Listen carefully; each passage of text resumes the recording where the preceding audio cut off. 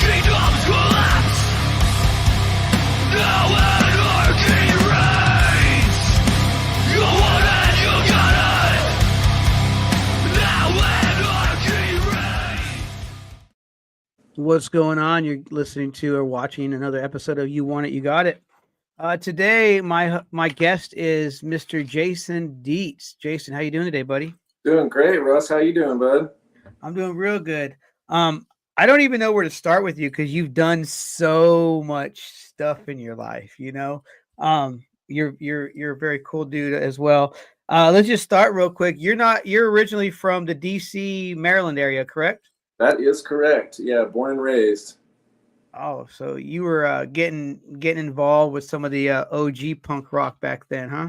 Yeah, man, that's kind of what got me started in this whole thing, discovering that music at a young age because of friends of mine had cooler older brothers and sisters that were teaching us the ways, Yeah. And just being so close to that, I was born in 1976, graduated from high school in that area in 1993 and moved here in 95. Wow. Yeah. I was born in 75 and I graduated in 94. So me got held back a year. So But I got started with the kids that were older than me because my birthday being on January 1st.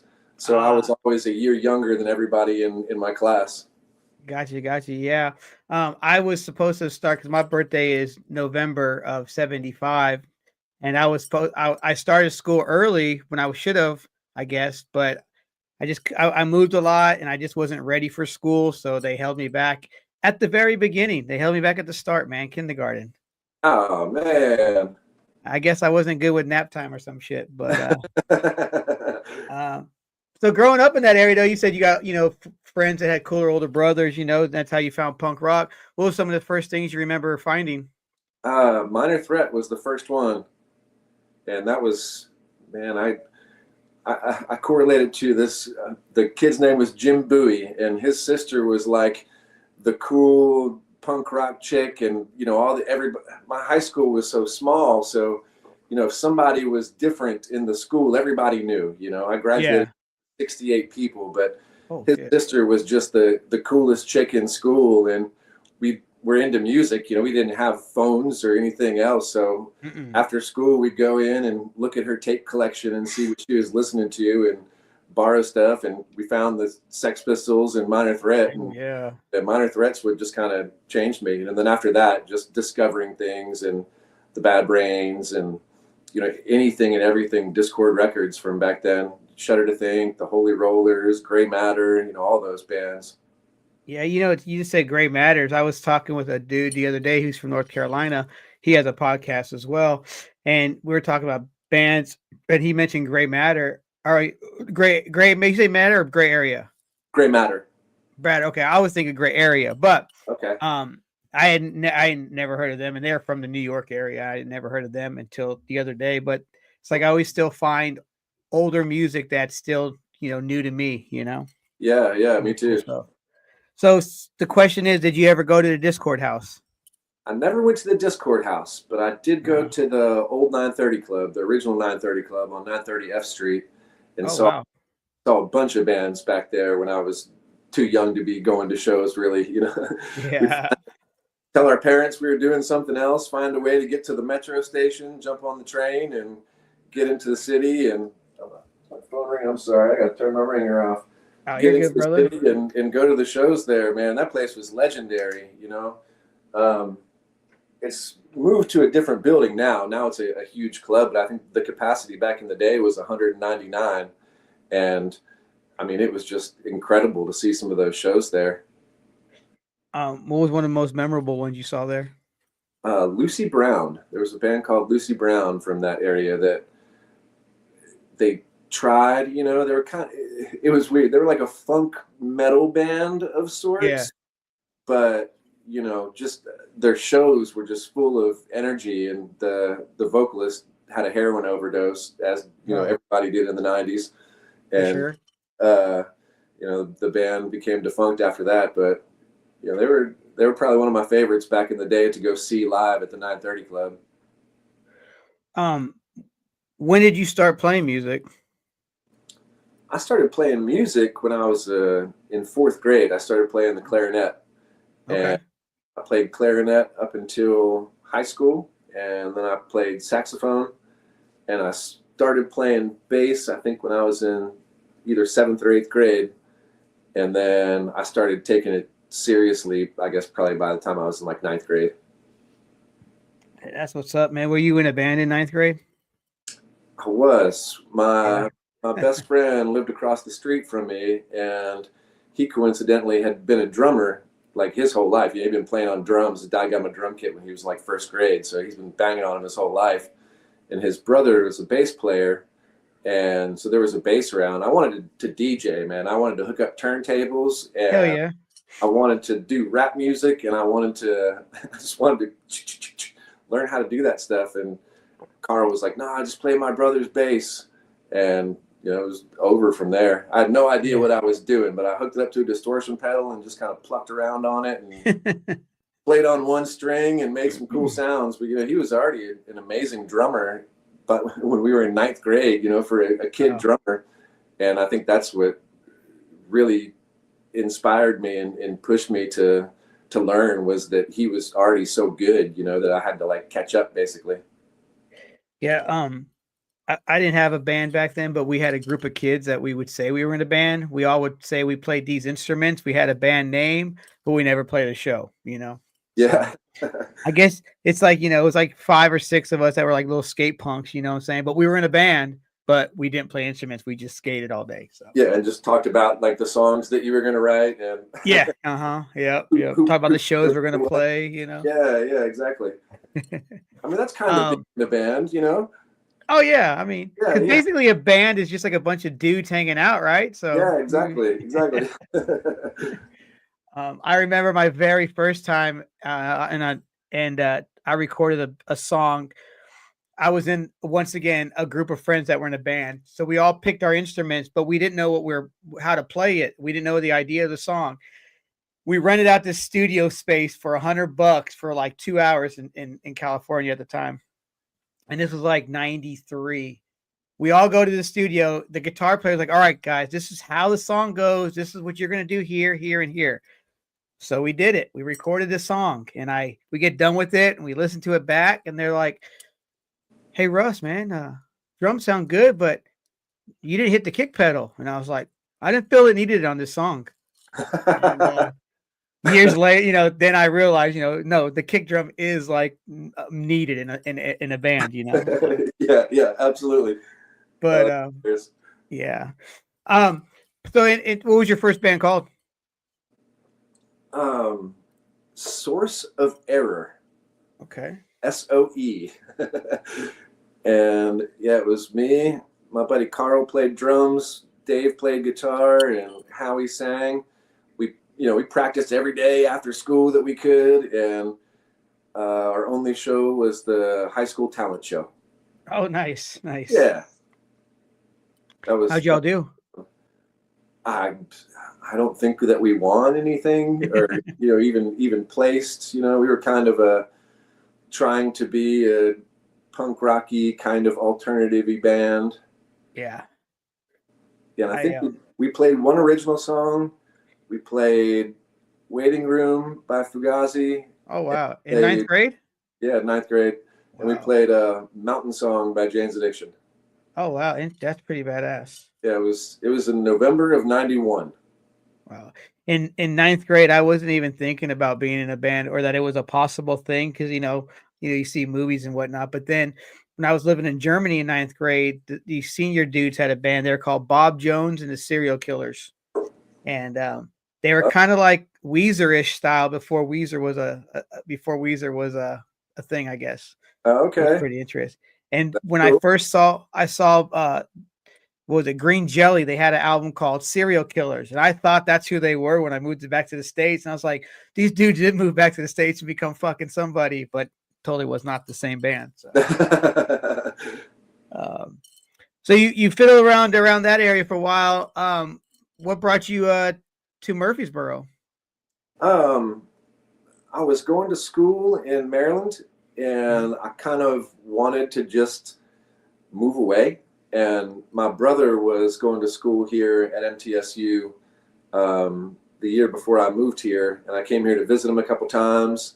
And I had never even understood. I was going to a community college and living at home, and I had never even understood what a college experience was or what that was. But coming here and visiting him and meeting some of his friends, and I was like, wow, this is actually really cool, man. Like, and it was the only place that I knew outside of my home, other than the places that I just went on vacation with my family or whatever.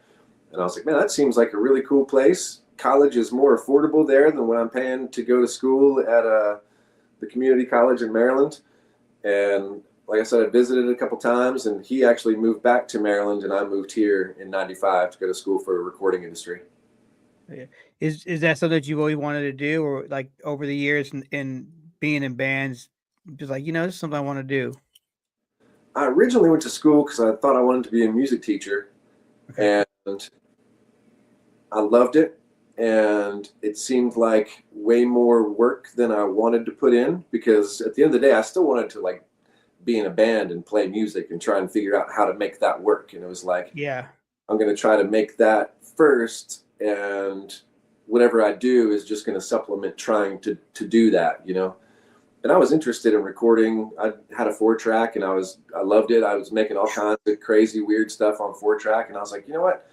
I think I'll go to school for this, try to figure out how to do this professionally, and then I'm still in the field. I'm still going to be around music people and so on and so forth, and I'm going to try to learn and carve my path this way. And that's kind of when I made the decision to do that.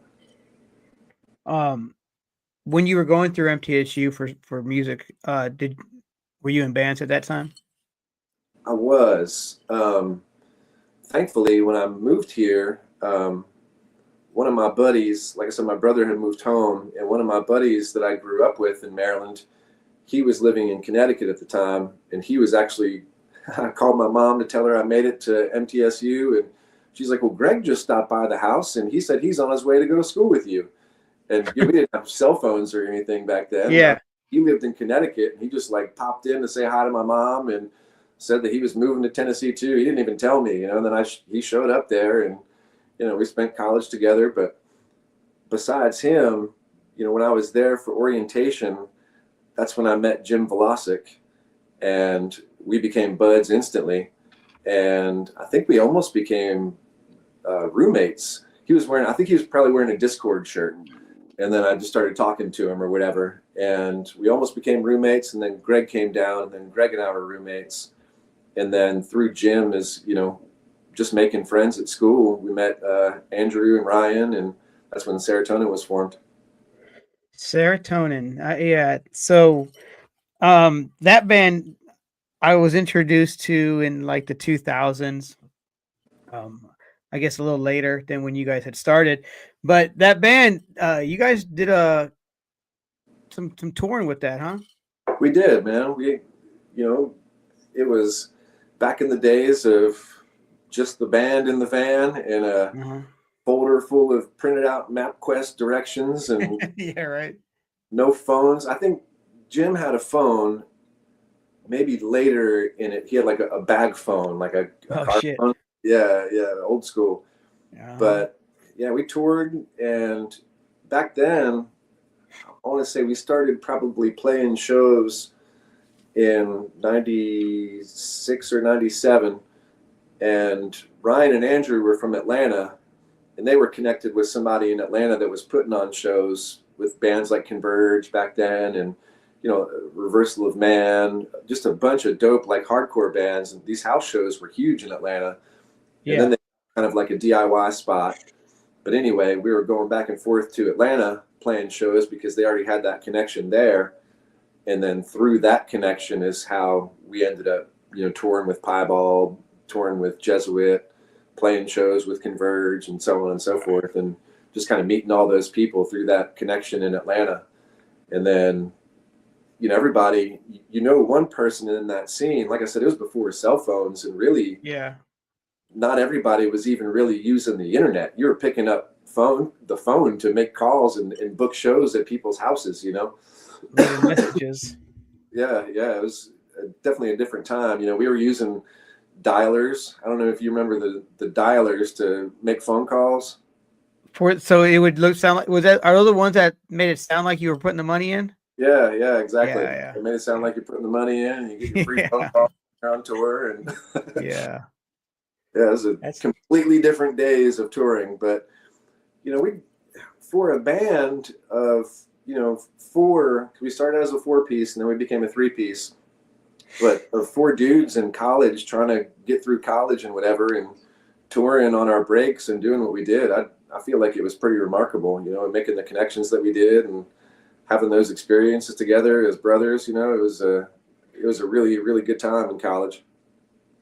I was asked to ask you this question. Are the rumors true Are are the rumors true? about serotonin? I don't know. What is the rumor? This lady that messaged me, you may know her. Her name is Rachel. I'm not sure if you know her though, but I'm sure you know her. She asked me to say, is the serotonin rumors true? That we are going to be playing shows again? Correct. That is Yeah. correct. Yes. Yeah. We are going to be playing shows. We actually have a show booked. Oh, really? We do. I'm not going to tell you the date yet. Okay. Because I don't know it off the top of my head. But I believe it's in June. Is it in Murfreesboro? It's going to be in Nashville. Okay. Yeah, it's going to be at the Cobra. Oh, man, And it's a great place to play. Yep. So I'll go ahead and kind of let that cat slide out of the bag. We haven't done any promo for it, and the band that we're playing with hasn't done any promo for it or anything yet, but it's going to be a fun show. That might be our first one, unless something else comes up before that. But right now, that's our first show. What got the hair up the ass that wanted to do it? Man, that's a funny story. So I was on the road playing with Amigo and doing that. And while I was gone, Jim and Andrew started jamming with my buddy Steven, who I've known since high school. And we played in a band together in high school and have just jammed together. He plays in a band called Sheepshifter, or played in Sheepshifter. Now he plays in Yammerjaw. Anyway, he was playing bass with Jimmy and Andrew. And then after I stopped playing with Amigo, he was like, yo, man, I'm not even really a bass player. Like, I play guitar. Why don't you come play bass and I'll play guitar? And I was like, dude, I would love that. I would, just jam with my bros again, Yeah. And to come at a time like that where I wasn't sure what I was going to do musically. I just knew I didn't want to be touring like that anymore, So anyway, we started jamming and playing and blah, blah, blah, blah, blah. And then eventually that ended up just turning into Serotonin and it being just me, Jimmy, and Andrew again. Hell yeah. Yeah. That's cool, man. Yeah, I remember when I was talking to Rachel, I guess back in this November, December, she had mentioned that you guys had come over there. You were at their house jamming out. And she's like, I think they're thinking about bringing Serotonin back. I was like, all right, cool. That's right. You guys went to high school together, right? Yeah, I know. I'm a year under her. But Okay. I met her through a buddy of mine named Rob Flattery, who also went to MTSU as well for music and whatnot, but ended up dropping out and then going back to school. Then he was a dean of an art school, so that's how that worked out for him. But no, yeah. So I've known her from the Clarksville music scene and all the bands that she was playing in back in the day and stuff. She's super rad. Yeah. Rachel's awesome. Yeah, dude. It was really cool for me and her to catch back up. But she had mentioned that you guys were diddling around again. I was like, well, that's cool, man. Hopefully something comes out of it. Practicing once a week, man, every week. Hell yeah. Yeah, a lot of fun. So after Serotonin, what were you doing? What were you jamming with? After Serotonin, we kind of split up once because everybody was done with college and trying to figure out what they're going to do career-wise and so on and so forth. And rock and roll wasn't paying the bills and so on. And then Ryan, the fourth member, moved away. I believe I'm telling this story properly. And after that, sometime after that, we decided to play music again as just the three of us.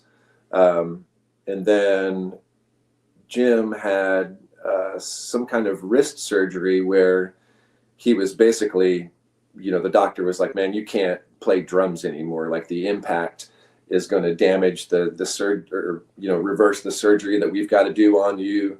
It wasn't carpal tunnel or some weird bone something or other. So anyway, it was that point. He can play guitar, but irreplaceable. Yeah.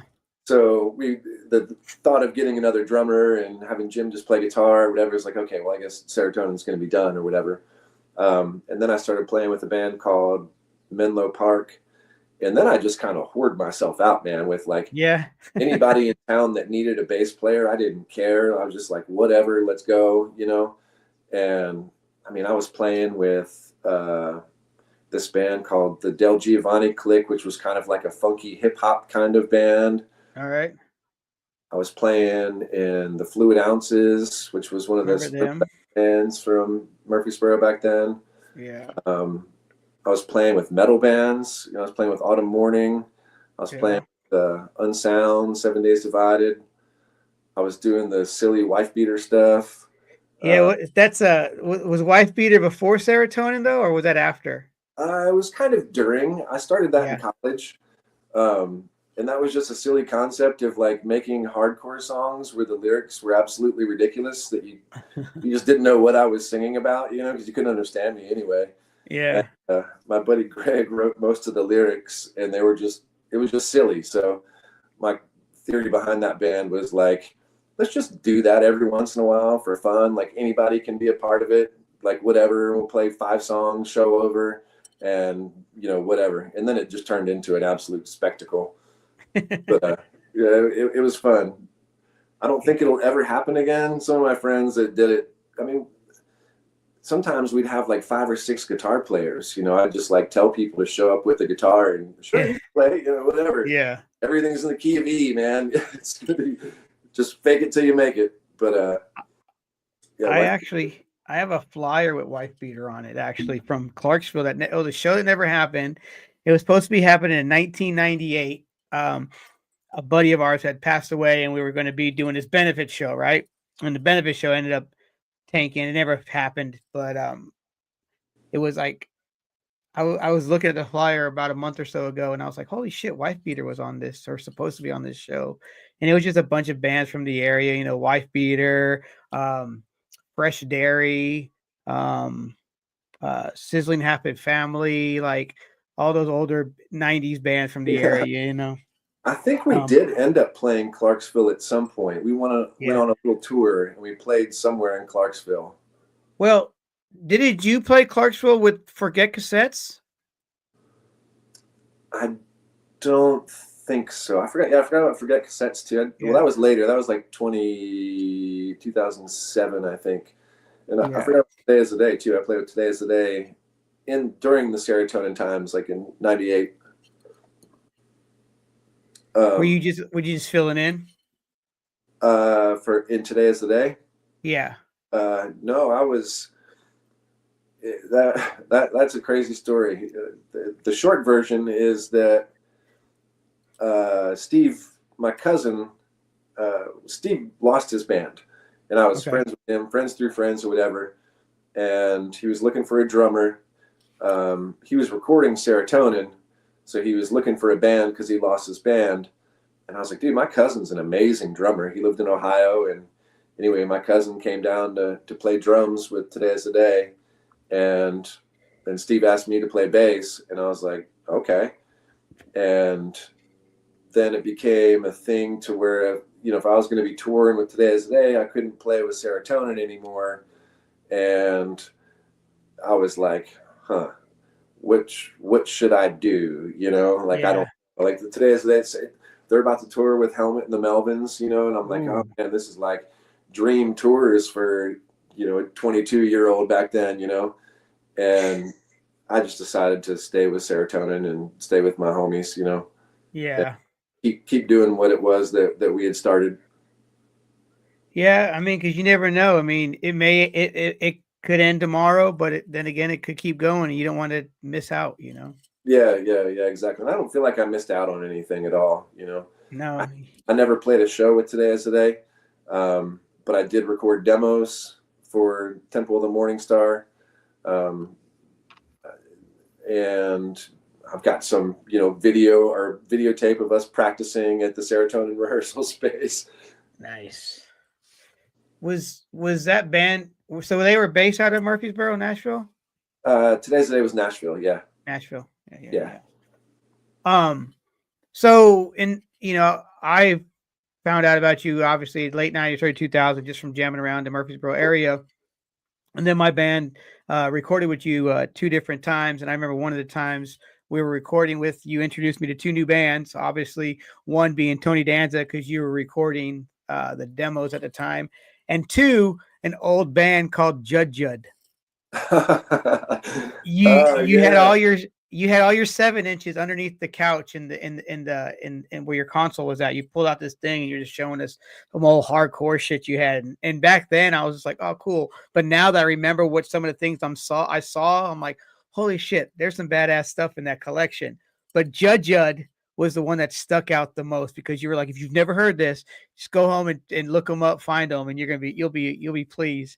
And then when I heard it, I'm like, it's just a bunch of dudes with their mouths. I know that record is amazing, man. It's legendary. Oh yeah. And then over the years you had bands that came out with with a bird singing called Hate Beak.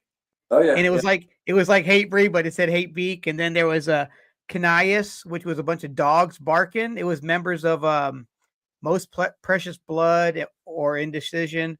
It was like they got together and their dogs did all the vocals on the album. It's pretty good shit. Oh yeah, that sounds awesome.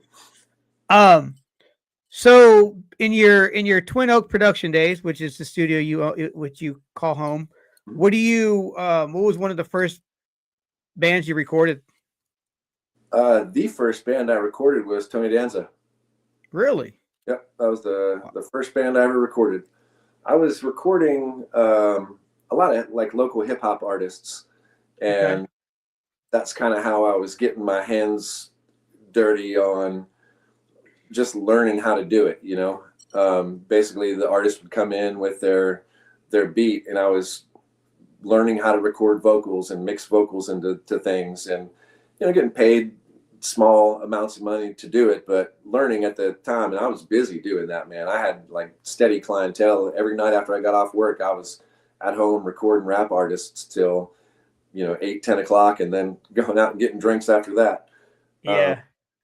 But I wanted to record bands, but I only had 2 inputs onto the computer, and I had a little Mackie mixer, and I was like, I know I can just submix the drums into the mixer.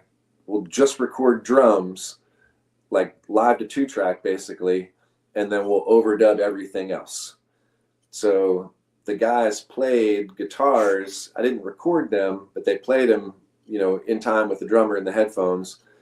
And then they cut the guitars to just raw drum tracks, no click, no nothing. Wow. Yeah, we just I figured it out as I went along. And that's how the Tony Danza record came out. But was that Thank You, Jason Dietz? Yeah. And nothing could really be mixed drum wise because it just was what it was, like I had no capabilities to really turn the snare up or the kick up or toms other than just manipulation by EQ, the best that I could.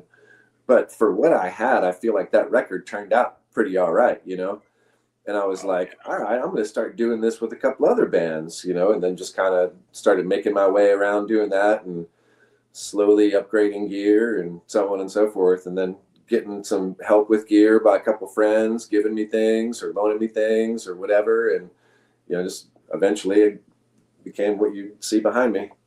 Yeah, you got a collection now. Yeah, man. So, you did Tony Danza, and they end up switching up members over the years and end up becoming this crazy phenomenon out there. And now they're, I guess, back doing some shows. Is this what we're seeing on the internet? Did they do a show last weekend? I don't think they did a show last weekend. I think they're playing Furnace Fest in Okay. September, I think it is. Okay. Yeah, so they're announcing that. Yeah. Is it now? It is announced that they were doing. I think they're one of the first couple bands they announced for Furnace Fest. They were like, yeah, they've never played here, but we remember them being around, passing out their CDs to everybody. Is this the original lineup of Tony Danza? Minus Brad, because Okay. Yeah. Brad passed away a few years Yeah. ago. I don't know who the other guitar player is. Someone told me, but I've then since forgot. But I do Yeah. know, as far as I know, it's Mason playing drums, who's the original drummer. Mhm. Butler, original bassist, Yeah. playing. Lane playing guitar. Jesse is singing, and I don't know who the other guitar player is. I ain't seen any of those, especially Lane. I used to see him all the damn time, and I haven't, obviously over years you don't see anybody. People move away and everything, but yeah, I remember I booked Tony Danza in Clarksville once at the venue called the Coup, which was like a little, you know, RCBGBs, I guess you'd say, just a little independent place. Had a half pipe in the basement. The stage was like a big, ginormous fun box. It was just a cool little venue. And I think it was one of the last Tony Danza shows before they I guess took a break. I guess you can say now. Yeah. But I remember Jesse and the Malfunction Crew when he was up there being the little sampler dude and Oh Malfunction yeah. Oh Crew yeah. back in the day. Those are some good, those Nashville and Murphys. I remember reading once about Murfreesboro in Spin Magazine where they said Murfreesboro is going to be the next big city for music. And that Yeah. was because, Self came out around that time. And so they were looking for that new spot. Yeah, they were anticipating that. There was everybody kind of felt that way about this town back then. It was definitely a different experience of Murfreesboro than it is nowadays. Yeah, I mean, back in late 90s, early 2000s, I just remember all the bands that were coming out of, like, all the local bands that were in that area, man. It was just such a cool scene. Yeah, it really was. But yeah, I haven't played Murfreesboro in years. I think the last place I played was Gentleman Jim's. They're actually doing shows at Gentleman Jim's again. Really? That's pretty cool. Yeah, I saw somebody play there a couple weeks ago. Yeah, then what's the other one? The Burrow. Yeah, the Burrow. That was a pretty cool spot. Yeah, there's still always shows at the Burrow. Which is the one that they see? Yeah, Gentleman Jim's, the Burrow, and then there was one that was like on the loading dock.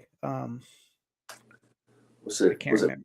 Main Street? Main Street, that's what it was. Yeah, that was the bigger one. Yeah, that was cool.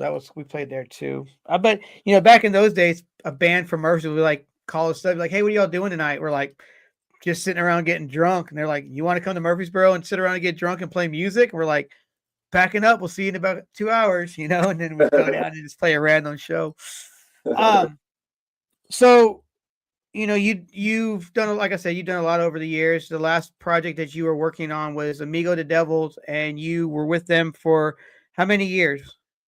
I think it was right at about 3 years. Okay, and you toured your ass off with that, huh? I did. Yeah, we toured States and Europe. Was one of the shows with Clutch every night? Yeah, we toured with Clutch. Yeah, Man, I think it was either a little over or a little under 30 dates with Clutch.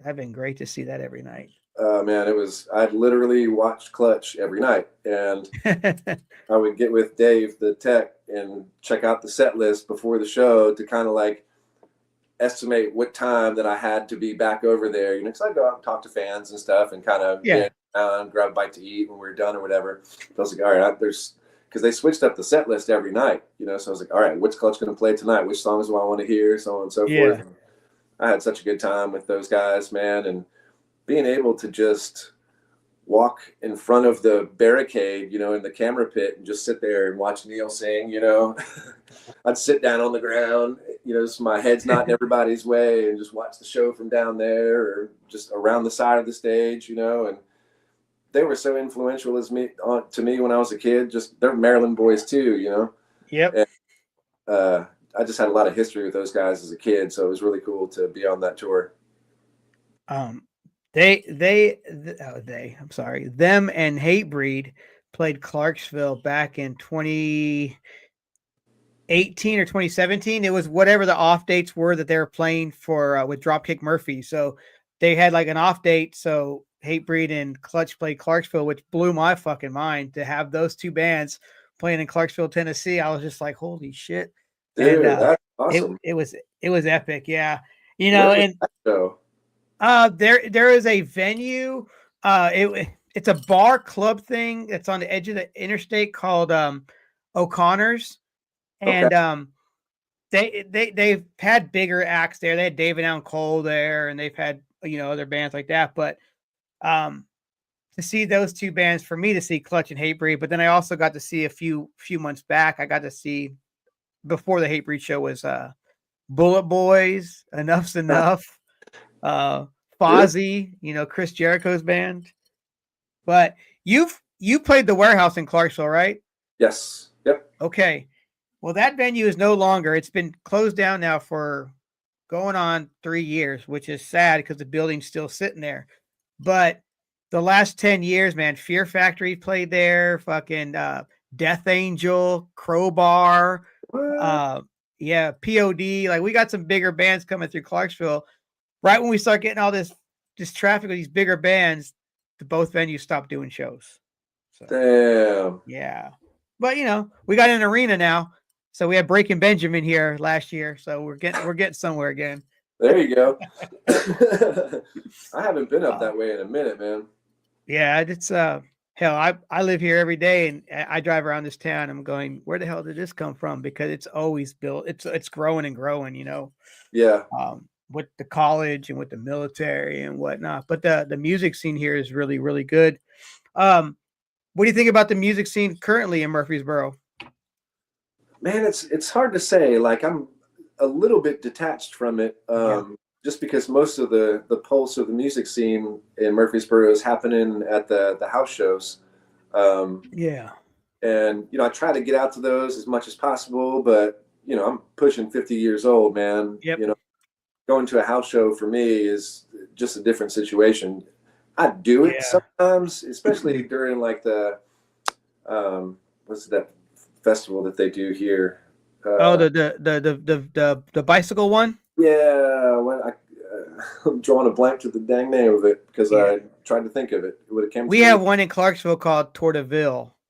Tour de Fun. It was Fun. Is it? And now it's called Burro Fondo. That's what it is. Okay. Yeah, Burro Fondo. And I usually go to the house shows when Burro Fondo is happening. But there was actually one the other night, and my friend Marybeth was going, and I didn't know, and I was like, man, I would have went to that with you if I would have known that was going on. Yeah. But I try to make it out when I think of it, but they're just not on my radar either, Yeah. So I rely on people to tell me what's going on, but that's really where the pulse is in town, I feel like, is at the house show scene. Yeah, we have I hear Nashville has a good house show scene, and Clarksville has a couple places too that they do some house shows. Email us and we'll send you the address. But if you've already been to the show once, you already know the address. Yeah. But yeah, there's a good scene here in this town too. Now growing up, I mean, like you said, I'm kind of like away from it, but and in doing this, I figure I'd be more in tune. But there'll be a band that I've interviewed, and then like 2 days later, like, you were at the show last night, and I was like, didn't know you guys were coming. Why didn't you tell me? You should have told me. But no, so with you doing your recorded thing, I know you got you also started. I remember years ago you had started that recycling business in Murfreesboro, and then you sold that as of now, correct? That's correct. Yeah. Yeah. How did that start up? I was looking for something new to do, and my buddy David Talley that I played in the Hard and Draw with, I forgot to mention that band earlier too. We decided to start a recycling company based on, there was one company in town. It was a private business. The city didn't offer anything. And this one company in town was doing a very bad job. It was like, all over Facebook, all over the conversation at the bar is, someone's complaining about the recycling company hasn't picked up their recycling in 2 months or whatever. And I was like, well, why don't you just get another recycling company? And they're like, well, there isn't one. And I was like, oh my God, that's an open market. Like, you know, entrepreneur brain was like, well, how do I do this? How do I make this happen? You know, surely to God, I can figure out a recycling business. And I asked my buddy David if, you know, he wanted to help, and he was all in. And we started with a plan to just figure it out as we go. We had my minivan and a trailer that we turned into this thing, and we just started promoting ourselves.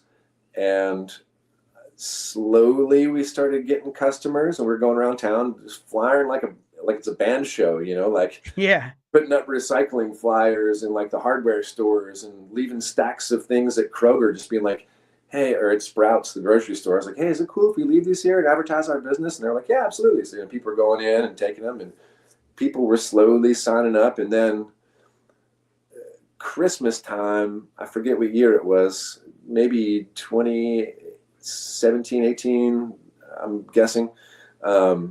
Something happened with the other recycling company, and everybody was blasting them on the internet. And a couple of our customers got on Facebook and they were like, Stones River Recycling is the best. They've never missed a pickup, blah, blah, blah, blah, blah. And dude, like influx. I mean, we just started, I think we picked up like, you know, close to 1,000 customers in like a day. And I was on vacation for Christmas with my parents, and I called my partner and I was like, dude, like, I think this is working or whatever, you know? And I mean, we grew way too fast after that. So we had to figure it out. You know, we had to buy trucks all of a sudden, you know, we had to like move into a space and do this thing. And we just really figured it out as we were going. And it ended up being a whole lot of work and a whole lot of money to keep the thing going. So we started talking about selling it and tapping out, because we really didn't have lives, you know, running a business and having employees. That's a whole different part of life, because if they don't show up, then you got to show up, you know. And the both of us were just working so much that we were like, let's get rid of this thing and let's try to figure out a way to make music our full-time gig or whatever. And COVID happened, and in that time we were still working with the broker trying to sell the business, and we finally sold it at the end of 2020. And I think we were right in January of 21, I think, is when it officially went through. But it took a year because of COVID. They kept moving the date and so on and so forth. But, you know, shortly after that, David and I worked with Coleman, Hank Three's kid, Coleman Williams. And that's when we started the Four in the Strange band with Coleman. You know, recorded that record and went on tour with Amigo, and that's how all those connections were made. Yeah, I was about to ask you with Four in the Strange, how that came about. I mean, you obviously already knew Hank Three, right? I mean, you know him, and I didn't even know he had a child until you posted this project out with Four. How, you know, is that band, the Four in the Strange, still going? I lost your connection for just a second. What was the question? Oh, no, I said, you know, Four in the Strange started a while back, you know, and obviously you got hooked up with him from Hank Three. Is that how you got hooked up with? Yeah, I did. I had met Shelton a long time ago. I don't even remember how we had come across each other, but I was talking to him about recording back then. It was probably like early 2000s, and I met him at a show. He's like, yeah, come out tonight and meet me or whatever. And I think I met him for the first time at the Exit Inn, and then we just kind of became buds. And then I met his bass player, Joe Buck, who's still like a brother to me, man. I talk to him all the time. But anyway, Shelton and I, you know, he invited me over when they were recording Straight to Hell and the record after that. And then I didn't know about Coleman either until the day that Shelton moved. I guess Coleman was living with his dad, and then he was coming here to go to college. And I don't know what year that was. I'm really bad with years, but it's maybe no, you're good. 2013, 2013 somewhere. No, couldn't have been, because I bought this place in 2011, 2009 or 10. Anyway, Shelton called me and he's like, hey, I'm bringing my boy to Murfreesboro and I need this like little video edit thing done. Do you mind if I stop by and you can help me like sync up the music to the video real quick? And I was like, yeah, absolutely, come on by. And he came over with Coleman, and he was like, you know, Coleman did his first day in Murfreesboro, so I'm the first person that he meets. He hasn't even gotten into his place yet or whatever, you know. Yeah. And his dad was like, yeah, anything you need, man, this is your dude right here. And I'd seen Coleman around town a little bit, but I approached him one night at Gentleman Jim's of all places, and you know, we had a drink together and sat down and chit chatted, and then we became buddies.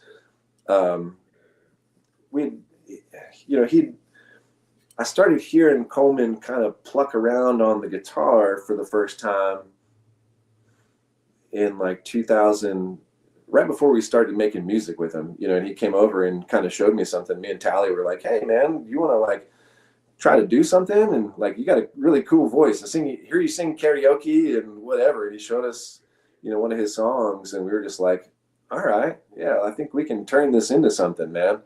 And, you know, we just kind of started doing that. Tally did most of the actual arranging and stuff, because Coleman had ideas, you know. It was like he had the hook in the melody, but not a complete thought out song. You know, there may not have been a bridge there or a space between the verse and the chorus kind of thing.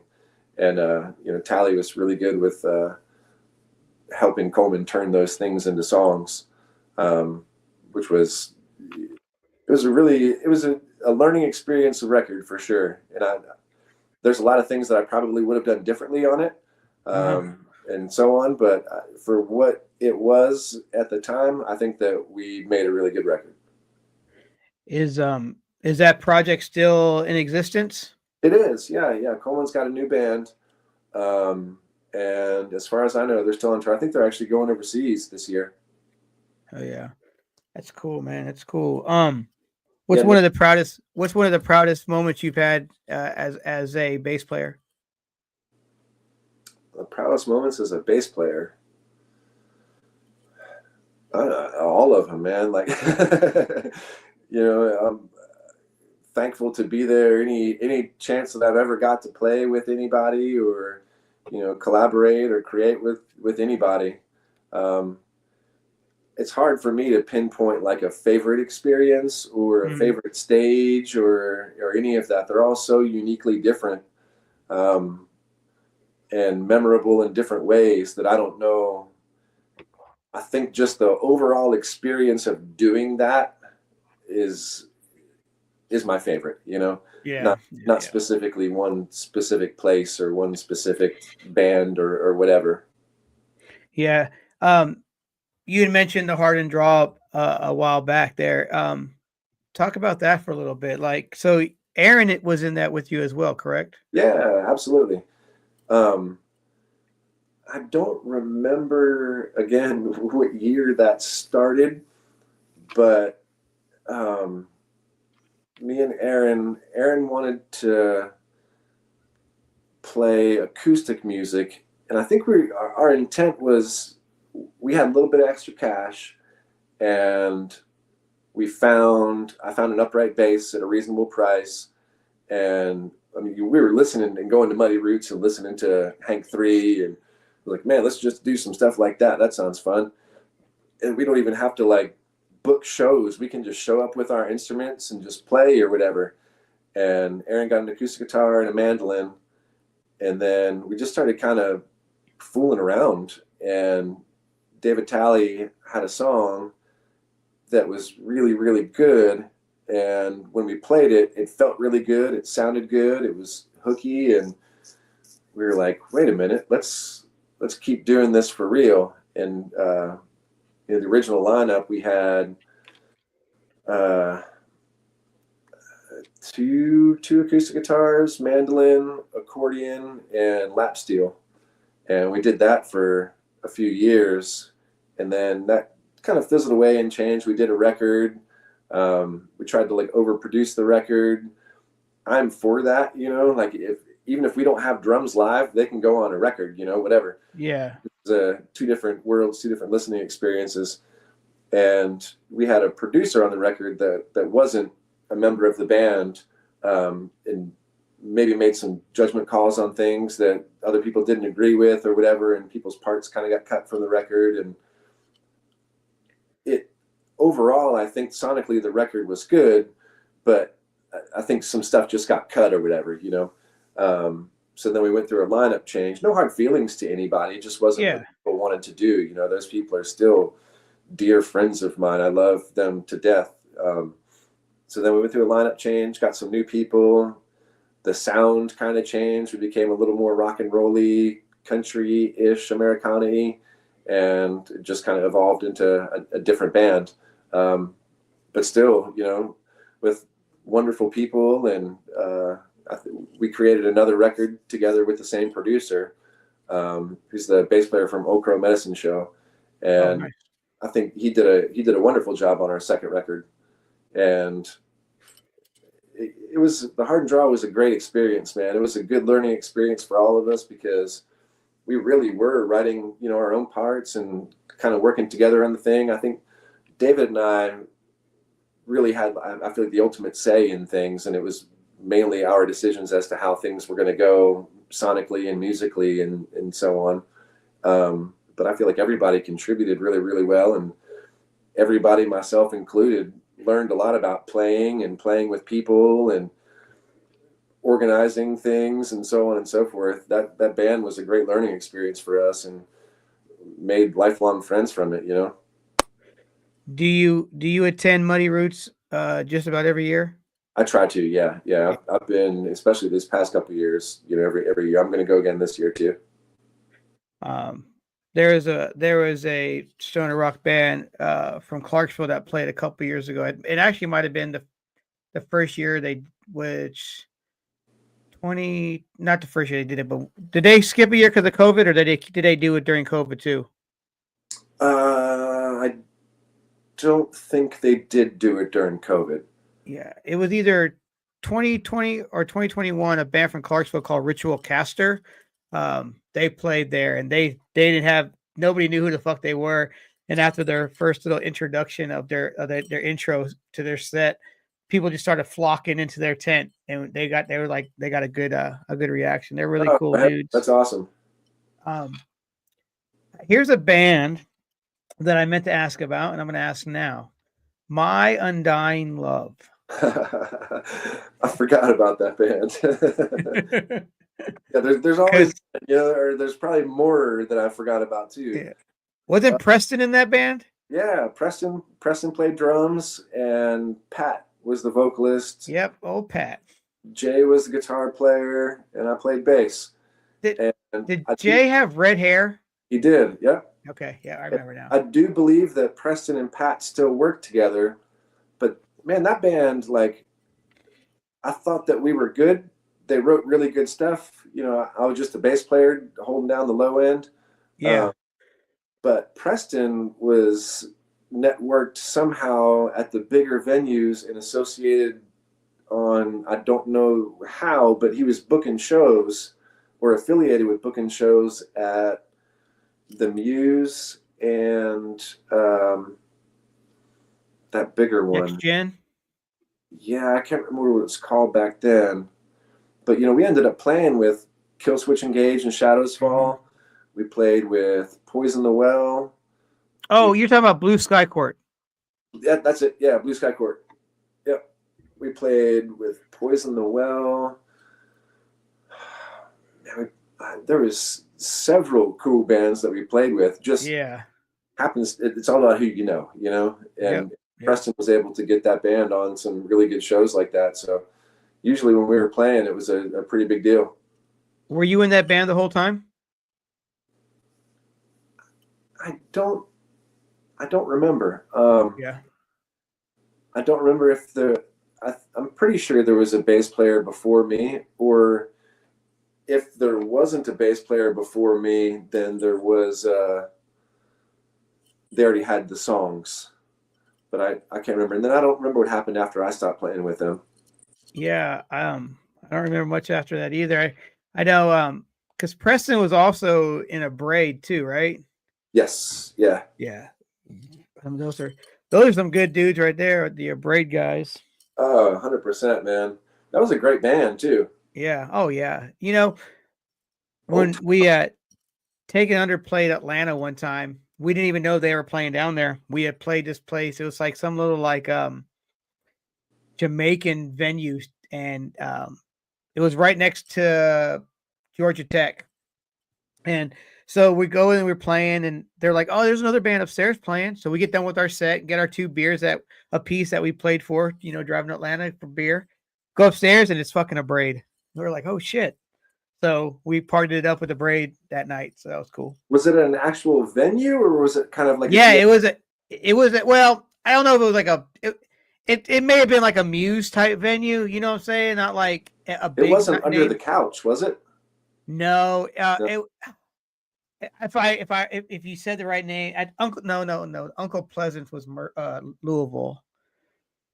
Yeah, I can't remember the name of this venue now, but it was right next to a football field. There was a venue downstairs and a venue upstairs, and this Jamaican woman ran it. It was a cool spot though. Oh yeah. But yeah, that era there was a lot of good bands back there. You had a Braid and you had Gnosis, and obviously Autumn Morning. That band we've taken under play with those dudes a lot of times. My good old friend Casey and Lee, Uh, they're from the borough as well. yeah. The good Those dudes. Stickney brothers. Yeah, man. Lee had one of the greatest voices, man. Fuck, he had such a great voice. He did, man. Actually, there was another band that I played with called Under the Earth Okay. that Todd Harris sent me. I think he finally got that record online somewhere, and I listened to it within the past month, and it's pretty good for what it was. I forgot all about that stuff, but there's one song in particular where most of it's like scream vocals. It's Hardy from Autumn Morning and Lee doing vocals together, so they're back and forth. Oh Lee's shit. doing high stuff, and Hardy's doing like low growls. But there's one song in particular where Lee's got like a long singing part, and it's really fucking cool, man. It's probably like my favorite part of that whole record. It's maybe a minute long or 30 seconds of just this vocal part of Lee's that's just fantastic. And his vocal quality is so weird and so cool on it. I'm sure is that up anywhere? it is, man. Probably Bandcamp or something. Yeah, I think it's probably on Bandcamp. Yeah, I'll Under look the that Earth. up. Yeah. And I look. Your third track. I look at your list of bands. Amiga the Devil, Four in the Strange, The Hard and Draw, Tennessee Scum, Sheep Shifter, Mouth Reader, Forget Cassette, Serotonin, Today is the Day, Under the Earth, Fluid Ounces, Autumn Morning, Unsound. Who is in Unsound? Unsound was Shane Borchert. He's a little older than me. Scott Mincy on drums. Marcus, I can't remember Marcus's last name, played guitar, and I played bass. They had another bass player, and I don't remember what was going on with him. It may have been health issues, and I filled in for them, and then they became something else. But Shane and Scott played together now in a band called the Tennessee Blues Mob, who I recorded a few years ago, and I love that record with those guys, man. They're a Murfreesboro band that is, trying to do their thing, and it's a really solid record. They're a group of older dudes that kind of do like clutchy style bluesy rock, and I love that record. I think that those guys did a wonderful job on it. I think that we made a really, really, really good record together. And if you haven't heard that one, I highly recommend that record. It's cool. I'll definitely check that out. Also, who was in 7 Days Divided? Same guys. Really? Okay, that's what I thought, because I knew those two bands had something similar with them, and because I have a 7 Days Divided no, I have an Unsound sticker. But yeah, I remember Taking Under play with 7 Days Divided at Gentleman Jim's. Okay. And another band had played too, but I don't think they actually ended up showing up. But that was the first time I remember playing there, and that place is so damn tiny. I know, man. Yeah. It's hard to believe that Tony Danza and Destroy Destroy Destroy used to play there together. Oh, dude, that's a band. Me and Mark Slaughter from Taking Under. We were talking about Destroy Destroy Destroy. The singer, I can never remember his name, but he would come out. He was so short, and he'd come out in the middle of the crowd with his little fucking gauntlets on, and he'd sit there, and he'd have like a battle axe or some crazy shit. Yeah, But we're yeah, nothing they but were a good. though. Yeah, exactly. Yeah, they were good, man. Those are good times. That band was so fun.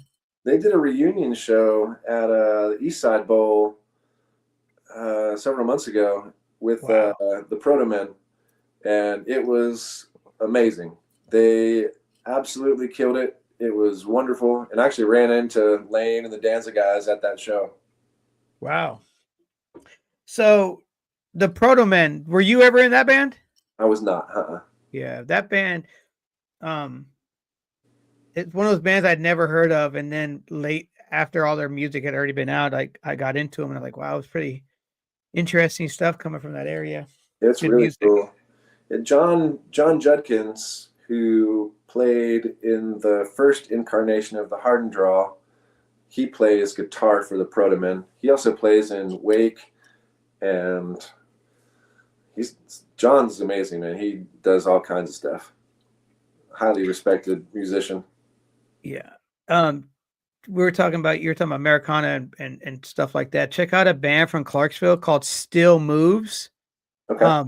They're phenomenal, man. Phenomenal. The singer and the guitar player / bass player / steel guitar / everything. They have a cover band that they're in. That you ever heard of that cover band, American Floyd? They're a Pink Floyd cover band from this area, and those two dudes are in it, and they sound just like Pink fucking Floyd, good stuff. And they also have a Grateful Dead tribute band they do as well. Froze up? Good? Yeah, there we go. I got you now. Okay. But no, I'll send you the links about the bands. Yeah. Send me the links to that, please. Yeah. Well, Jason, I don't want to keep you too much on a Sunday, man. I know it's our weekends, But yeah. what's too beautiful. What's in the forecast for Jason Dietz? Well, as we talked about earlier, the serotonin is definitely going to be something to look forward to this year. And then I've got another project that I'm really excited about. It's probably one of my favorite records that I've recorded to this date. Okay. And we spent a lot of time on it. I'll do a quick summary. It's my buddy Gary Welch, and Gary played bass for the Cadies, which was a Sponge Bath band back in the day. They were on Elektra Records, and then Gary also sang after the Cadies for a band called SJ and the Props that was a Murfreesboro thing that had a few songs and played some good shows around town. And he is just an extremely talented vocalist and songwriter. His style and his lyrics and melodies are kind of out there and weird, and I love it. And we worked the entire last year on this record. We kind of spent song by song. It's got so many people on it. Just to name everybody that plays on it, Gary did most of the stuff himself. I do a little bit of bass stuff on it. I think I made twinkle on some keys on a little bit of it. Matt Mahaffey for himself played synth on one of the songs. Jason Rawlings himself played drums on half of it. Joshua Moore from the Cadies played drums on the other half of it. Jason Moore from the Cadies plays guitar on it. Casey Strength plays guitar on it. This lovely lady that plays fiddle at the Ryman. I can't remember her name. She played fiddle on a lot of it and viola. It's just a really cool record, man, with a lot going on. It's 8 songs in 30 minutes. Oh, wow. And I'll send it to you so you can check it out and listen to it. Because it's not going to be like anything that you think it's going to be. Oh, my wife sings background vocals on it. Oh, wow. Okay. Yeah, it's a really well thought out record, and I feel like it's one of those where you just have to listen to it from start to finish. It's only 30 minutes, so I'm going to send you a link to it. Oh yeah, hell yeah, I appreciate it. I would like to check it out. What is it? I remember a while back you posted a link or just like a snippet from the studio of that Alan Parsons project. Was that correct? What did you were doing a recording? Yeah. That was in the process of recording that record with Gary, and I was really pushing for him to like do a cover of that for the record. And I had Jason Rawlings himself while he was here. I was like, hey man, can you cut drums on this real quick? It's really easy. Just follow along the song, and I'm doing it at the same tempo. Just play along with the song. Give me a good drum track, and I'll edit it together or whatever. So Jason played drums on it, and then I started kind of playing bass, playing guitar, keys, piecing the whole thing together. And then it never turned into anything, unfortunately. Oh, man. But I know. But thank you for reminding me that, because I still want to try to get Gary to at least sing on that to do something with, because I think it'd be a really cool cover to do. Man, Alan Parsons Project and Electric Light Orchestra, like those two bands there's so much that goes on in those albums. It's just like I love those two bands, man. But I think you're gonna like this record then. Hell yeah. Real quick, and then we'll get on out. Are you working on anything with Aaron right now? I am. Aaron, we have put together the live band for the stuff with Gary. Okay. And Aaron's going to be playing guitar in the live band. Oh, nice. Awesome. Yeah. He's a good guy. I haven't seen him in years. Mark says he runs into him at shows every once in a while, because I know Aaron goes to so many rad shows. I never get to go to all of them. The next one I'm going to will be Metallica. Aaron will be there. He ain't gonna miss Metallica. No. Yeah, I'll definitely. Sure. I see him all the time, man. So I'll definitely tell him you said hello. Yeah, man. Tell him I said what's up. I messaged him and Rachel, and I was like, "Hey, man, give me some scoop to ask Jason." And he was like, "Well, what's the topic of the conversation?" And I was just like, "I'm just shooting the shit about I'm just shooting the shit about music and shit." And then Rachel was like, "Oh, ask him about wife beater lyrics, road trip stories, and are serotonin rumors true?" Yes. And then she said, "I also worked with him at Discovery Zone in Hickory Hollow Mall." Oh yeah, she did, and she worked Mark Slaughter, not your Mark Slaughter, but Mark Slaughter from Slaughter's child's birthday party at Discovery. Yeah, she told me that. She was like, "Holy shit!" Yeah, that'd be kind of cool. Yeah, I always got to tell people the different Slaughters, because when Mark Slaughter lived in Nashville, the other one did as well. And he got a phone call one time. He's like, "Hey, what's the address to your garage sale?" And Mark was like, "Oh man, you got the wrong Mark Slaughter." He had to hang up with calling somebody for. There you go. I lost you again for a second. Oh, you're good. I was just talking about how Mark got called for Mark Slaughter's garage sale. Oh, that's hilarious, man. Yeah. Well, on MySpace one year, I took his whole profile page and deleted it all and put everything up as Mark Slaughter from the band Slaughter. Beautiful. Well, Jason, where can everybody see you online, brother? Where can everybody see me online? Yeah. Instagram is at Dietz Jason, I think.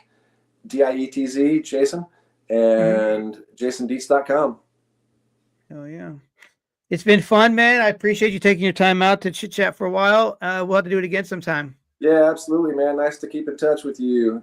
Please send me messages all the time, man. You got my number and all my socials, whatever. Hit me up whenever. For sure, brother. It's been good, man. I'll talk with you. All right, talk later. To you soon. Later, Russ.